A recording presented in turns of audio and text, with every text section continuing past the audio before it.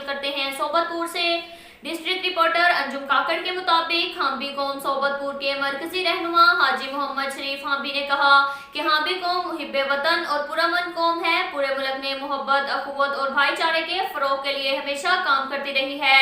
हाम्बी कौम के जवान अपने आप को तनहा न समझे। हाम्बी कौम के सरदार मौलाना मोहम्मद वजीरुल कादरी, चीफ ऑफ हाम्बी कौम, जिसकी बेबाकी और मुखलिसी से कौम की तरक्की के लिए काम कर रही है।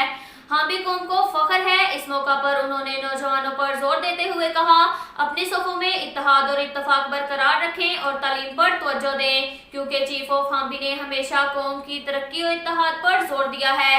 जिन कौमों ने तालीम को अव्वलियत दी है, तारीख में हमेशा सुरखरू रही हैं। अब तक के लिए इतना ही काफ़ी है। मिलते हैं अगले बुलेटिन में, हमारे साथ रहिएगा। अल्लाह हाफिज।